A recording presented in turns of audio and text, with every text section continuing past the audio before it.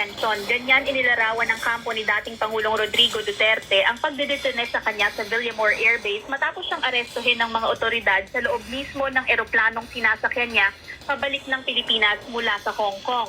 Ayon sa dating Pangulo, walang arrest warrant na inihain sa kanya at hindi man lang umano ipinaliwanag ng mabuti kung bakit siya hinuhuli ng mga pulis. Kasama ni dating Pangulong Rodrigo Duterte ang kanyang dating Executive Secretary at abogadong si Salvador Medialdea na nagpaalala rin sa mga otoridad na wala ng jurisdiksyon ng International Criminal Court o ICC sa Pilipinas simula ng formal na kumalas ang bansa mula sa pagiging miyembro ng ICC noong 2019.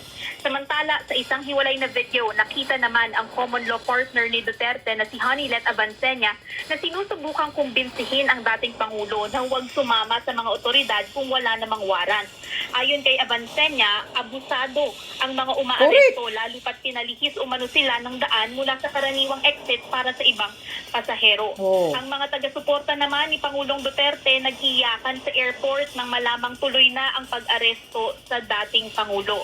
Denise, Jeff, ang eksena sa naiyak kanina malayong-malayo sa naging pahayag ni dating Pangulong Rodrigo Duterte habang siya ay nasa Hong Kong kung saan ilang ulit niyang sinabi na handa siyang maaresto ng ICC.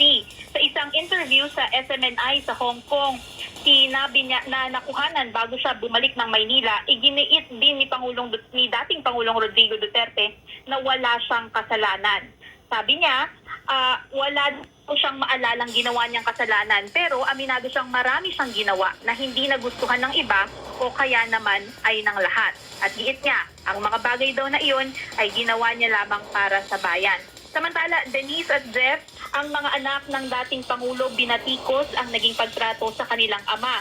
Sa isang pahayag, sinabi ni Davao City Mayor Sebastian Duterte na nais umano ng mga otoridad na dalhin ang kanilang ama sa ibang lugar kahit na wala ng jurisdiksyon ang ICC sa Pilipinas. Hindi naman niya nilinaw kung ito ba ay ibang bansa, ibang probinsya o ibang lungsod. Ngunit sinabi ni Mayor Duterte na tila desperado na ang administrasyon ni Pangulong Ferdinand Marcos Jr.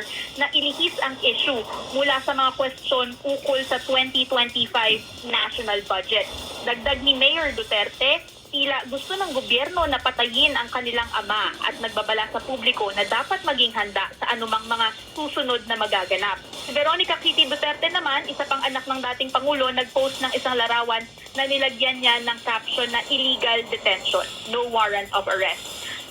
Denise at Jeff, kakapasok lang din na balita, nakabalik na sa bansa si Vice President Sara Duterte mula rin sa Hong Kong, lula ng Philippine Airlines flight number PR319 kaninang bandang alas 3 ng hapon. Hindi pa kinukumpirma ng Office of the Vice President kung tutuloy ba si Vice President Duterte sa Villamor Air Base kung saan patuloy na nakadetene ang kanyang ama. Ang tanging sinabi lamang ng OVP sa isang pahayag ay sinamahan ni Vice President Duterte ang kanyang mga anak sa Hong Kong at saka na daw niya tutugunan ang mga issue na kinakaharap ng kanilang pamilya.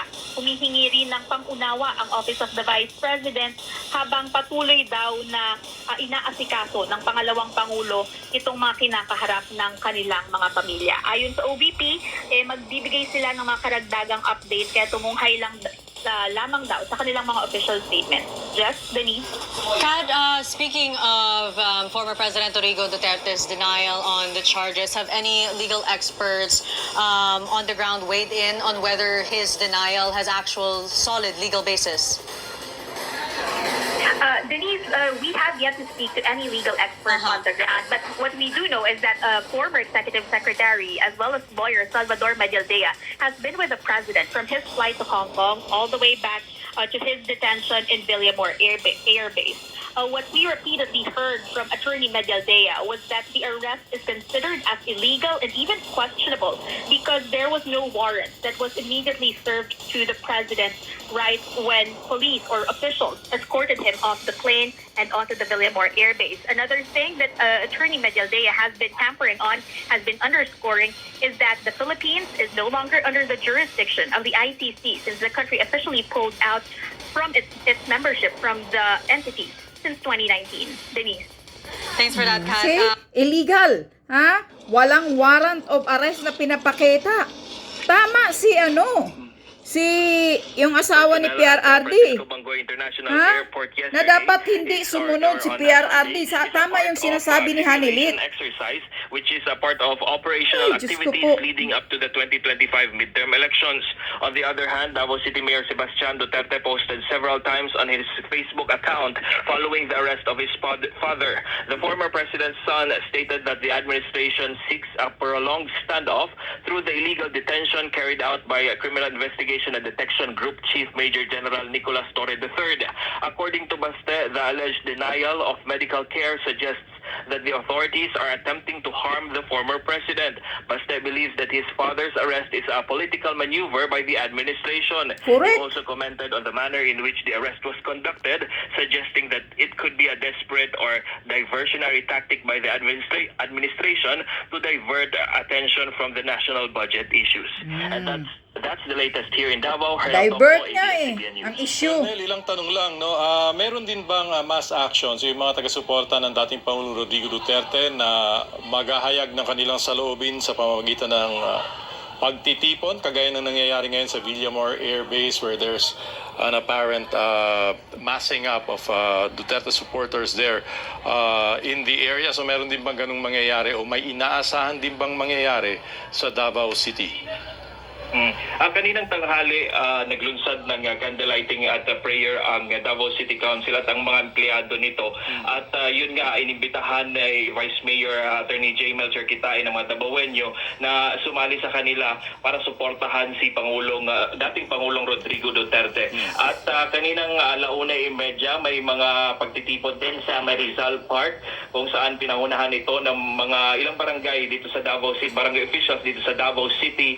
At inaasahan nila na mas darami pa ang mga taga-Davao na pupunta doon para makilahok at magbigay ng suporta kay dating Pangulong Duterte. Hindi pa natin alam kung may mga iba pa bang lugar dito sa lungsod na magsasagawa ang mga taga-suporta ni Duterte ng mga rally at protesta o peace rally. Pero ang PNP naman ay handa sila na magbigay ng seguridad kung sakaling may mga pagtitipon at nilinaw nga ni Police Major Catherine De La Rey na dapat sa Freedom Park lamang magsagawa ng rally o kaya ay pagtitipon, pwera na lamang kung mayroon silang permit rally. Stanley? Okay, aside from Mayor Duterte at ilang mga opisyal ng lokal na pamahalaan, may nakausap ka pa ba, Hernel, na mga prominent personality sa Davao City at ano ang kanilang opinion tungkol sa nangyari sa dating Pangulo? Kanina lang si Vice Mayor Attorney J. Melchor Kitain, isa sa mga nagkondena sa ginawa sa dating Pangulong Duterte at hindi pa rin natin nakausap personal si Mayor Sebastian Duterte at ilan pang mga pamilya ng Duterte, no? At hinihintay pa natin. Pero may mga pinopost naman sila gaya ni Mayor Baste na may pinopost siya sa social media. Stanley? Okay, maraming salamat. Tama. Nasabi ni Basti na pinipilit na sinasakay daw sa isang eroplano si PRRD. Tama sana si Hanilit eh. Sana si PRRD sumunod na lang sa sinasabi ni Hanilit, sa asawa niya, na wag sana siyang sumunod doon kasi wala namang warrant of arrest eh. Walang warrant of arrest na pinapakita. Ba't ka sumunod? Pwede kang makipagberdagulan, makipag-away dyan kasi illegal yan eh. Sana kung may warrant of arrest, gano'n naman eh.